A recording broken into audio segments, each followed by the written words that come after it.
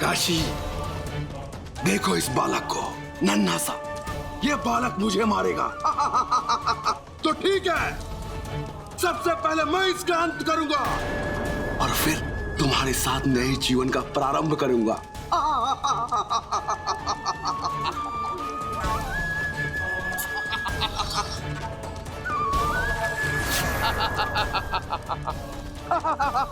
नहीं, रुक जा त्रिपुर। इस शिशु ने तुम्हारा क्या बिगाड़ा है? तुम्हें क्या मिलेगा इसकी हत्या करके? मैं तुम्हारे आगे हाथ जोड़ती हूँ। इस शिशु के प्राण मत लो, मत लो। हट जा काशी, छोड़ दो मेरे पैरों को। मैं इसका संहार कर दूंगा। ये कोई साधारण बालक नहीं है, ये शिव का प्रतिरूप है। मेरा संहार हो गई है। अब मैं इसे जीवित नहीं छोड़ूंगा।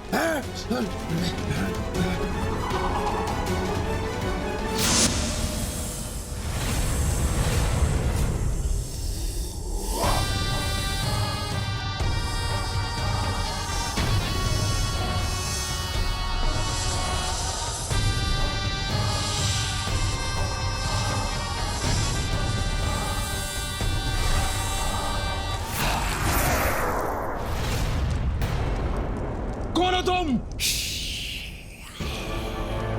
मैं वासुकी हूँ त्रिमुंड, वो सर्प जिसे महादेव अपने गले में धारण करते हैं।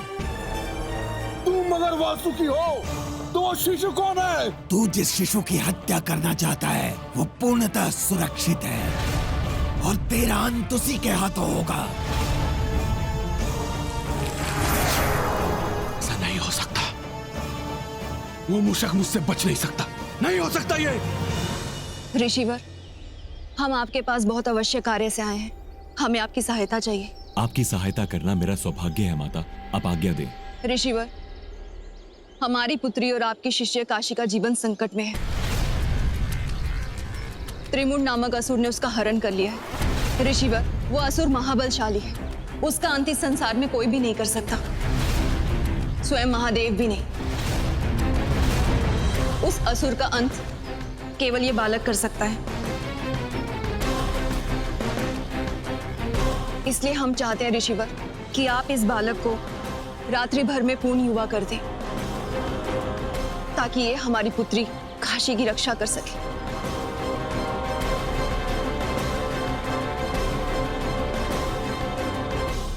मैं आपकी चिंता समझ सकता हूं माता, परंतु ऐसा करना प्रकृति के नियमों का उल्लंघन होगा।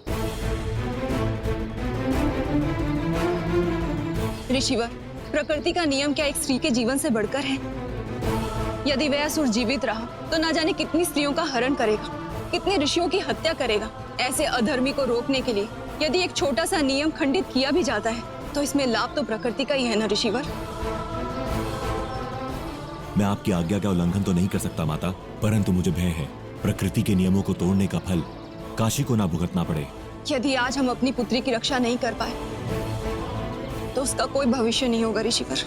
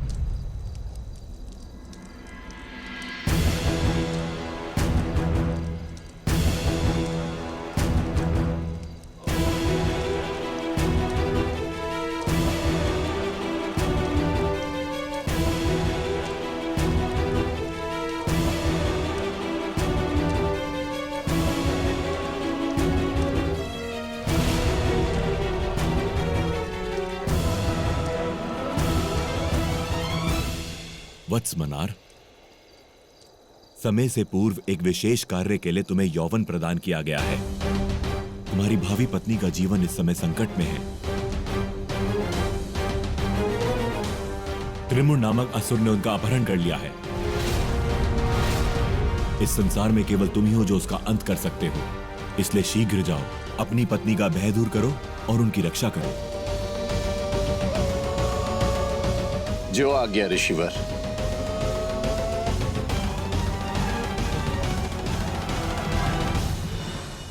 वो बालक पाताल लोक में जाकर कहीं छुप जाए, किंतु मुझसे नहीं बच सकता।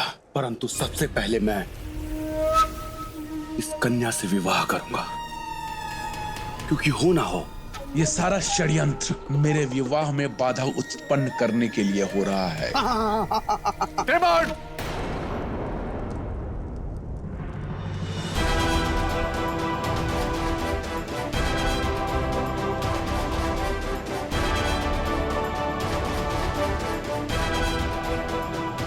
जैसा हमने मन में सोचा था, जैसा हमने स्वप्न में देखा था, ठीक वैसे ही तो है ये। बिल्कुल हमारे पिता समान है। कौन हो तुम और मेरे महल में क्या कर रहे हो? त्रिमुंड, ध्यान से देखो मुझे। मैं वही हूं जिसे तुम क्षण भर पहले मारना चाहते थे। महादेव का प्रतिरूप और राजा आयुष का पुत्र बनार। ये नहीं हो सकता। कुछ क्षण पहले तो तुम एक बालक थे और इस समय इतने बड़े कैसे हो गए? त्रिमुंड, तुम्हारा संहार करने के लिए ही ये शरीर मैंने धारण किया। तुम्हारा अंत अब निकट है असुर।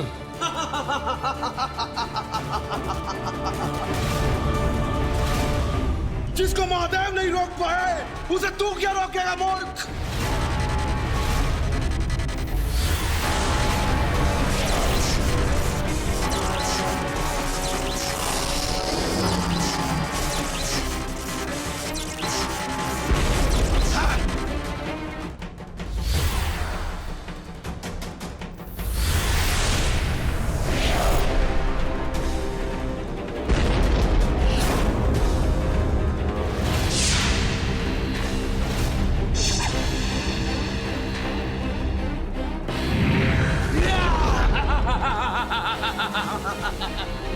त्रिमुंड,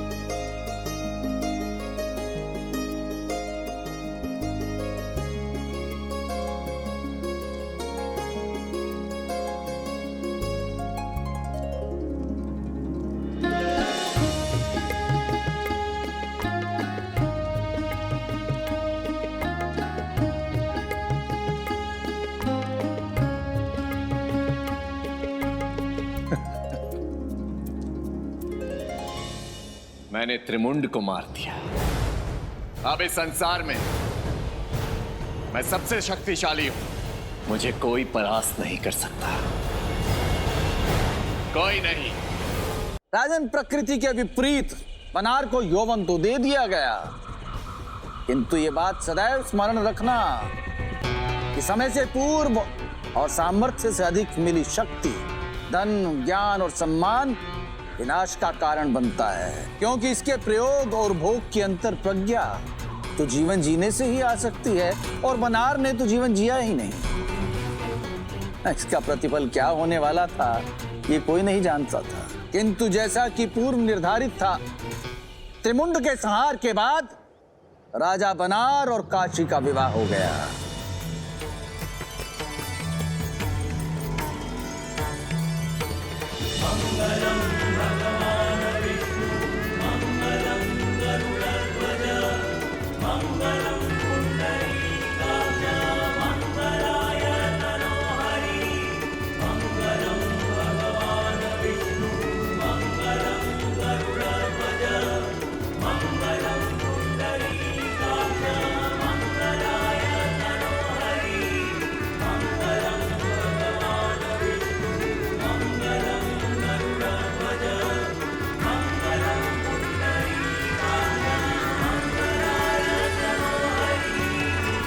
हे महादेव, हर पिता विवाह के उपरांत अपनी पुत्री और जमाता को उपहार देते हैं। मुझे भी आपसे एक उपहार चाहिए। अवश्य पुत्र। ये तो एक पिता का दायित्व होता है और आनंद भी। कहो बनार, हमसे क्या उपहार चाहते हो? हे महादेव, उपहार स्वरूप मुझे आपका निवास स्थान चाहिए।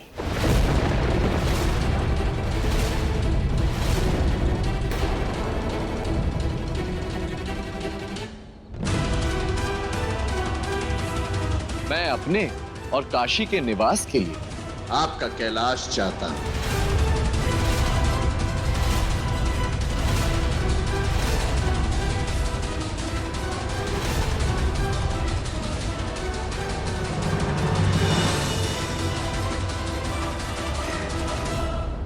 राजन, उस दिन संसार में वो घट चुका था जिसकी किसी ने कल्पना भी नहीं की थी। बनार ने भगवान शिव से उनकी पहचान छीन ली थी। सभी ने बनार को बहुत समझाया, किंतु वो नहीं माना। वो शरीर से तो बड़ा हो चुका था, किंतु उसका हट बालकों के समान ही था। और महादेव तो महादेव ही है राजन। उनसे जिस किसी ने जो भी मांगा, उन्होंने बिना उसके परिणाम की चिंता किए उसे वो दे दिया। बनार भी इसका अपवाद नहीं था राजन।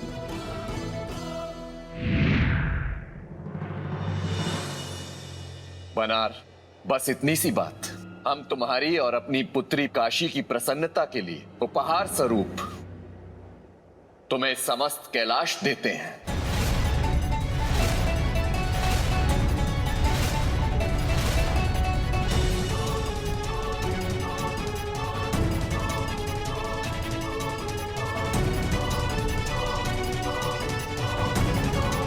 किंतु स्वामी, हमें कैलाश में निवास करने की क्या आवश्यकता है?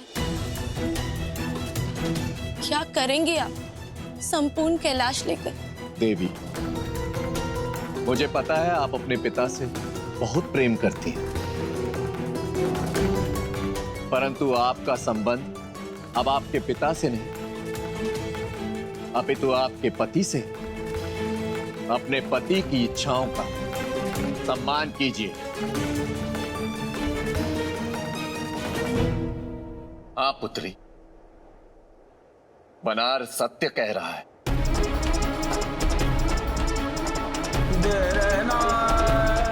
देवी, अब हमें यहां से प्रस्थान करना चाहिए। अवश्य महादेव।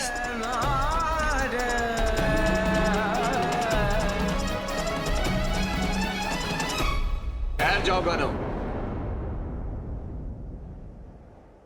आप लोग कहां जा रहे हैं? हम तो महादेव के गण हैं। जहां जहां प्रभु, वहां वहां हम। तुम सबका प्रभु मैं हूं।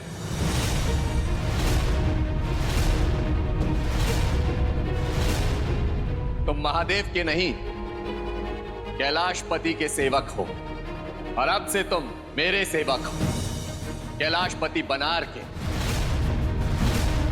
कैलाशपति चाहे जो मर्जी हो जाए, किंतु हम तो महादेव के सेवक, और महादेव के अतिरिक्त हमारा स्वामी कोई और नहीं हो सकता। नंदी, बनार का कहना उचित है। अब तुम्हारा और सभी गणों का यही कर्तव्य है कि नवीन कैलाश अधिपति की आज्ञा का पालन करो।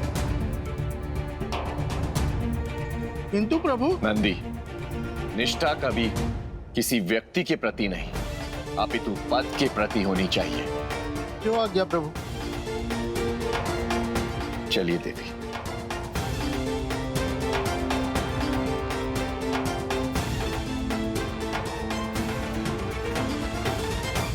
बनार, ये क्या किया तुमने? महादेव से कैलाश लेने का दुस्साहस तो स्वयं दशानंद रावण ने भी नहीं किया था।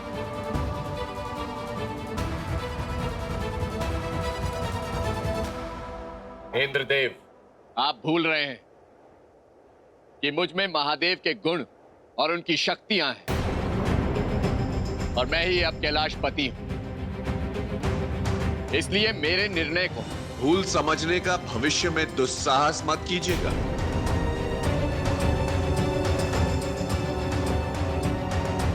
जाइए, जाकर संसार की व्यवस्थाएं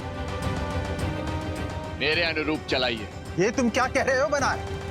नारायण नारायण।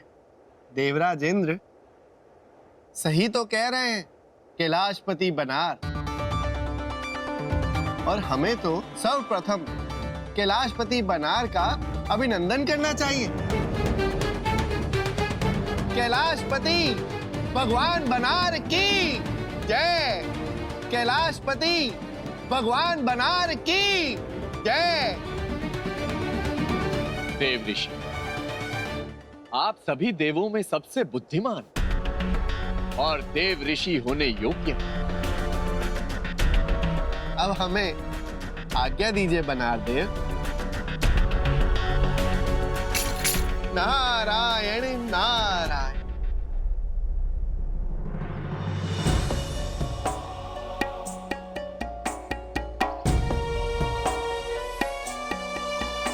देवी, ये देखिए, हम आपके लिए कंदमूल लाए। आपको भूख लगी होगी ना? देवी, क्या हुआ?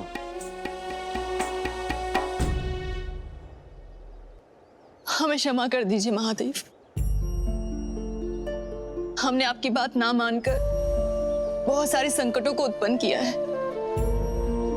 आपने उचित ही कहा था कि भाग्य और सामर्थ्य से अधिक प्राप्ति का परिणाम सदैव विनाशकारी होता है। यदि हमने आपकी उस दिन बात मान ली होती तो आपको इस प्रकार कैलाश छोड़कर वन वन न भटकना पड़ता।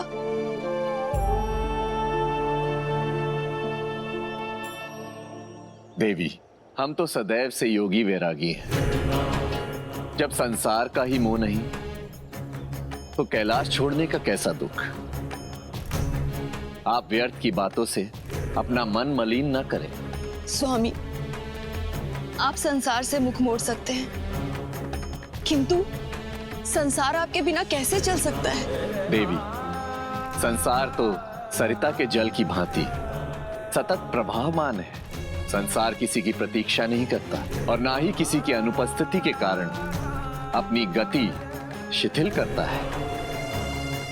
फिर चाहे वो साधारण मनुष्य हो या स्वयं महादेव, गति ही संसार का लक्षण है। प्रभु, तो हम देवताओं की इस संसार में क्या भूमिका है? देवी, हम देवतागण इस संसार को थोड़ी दिशा ही दे सकते हैं। शेष कार्य नियति स्वयं कर लेती है। और देवी, इसलिए नियति ने हमें एक और अवसर दिया है।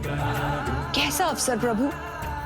जिस कल्प वृक्ष के कारण हमारा संसार भ्रमण मध्य में ही रुक गया था, आज कैलाश छोड़ने के बाद हम उसे पूर्ण कर सकते हैं। आइए देवी, हम अपने संसार भ्रमण का प्रारंभ करते हैं। नियति के विपरीत किसी भी वस्तु की कामना करना किस प्रकार असंतुलन को जन्म देता है। मनुष्य को कभी भी अपनी इच्छाओं का दास नहीं होना चाहिए।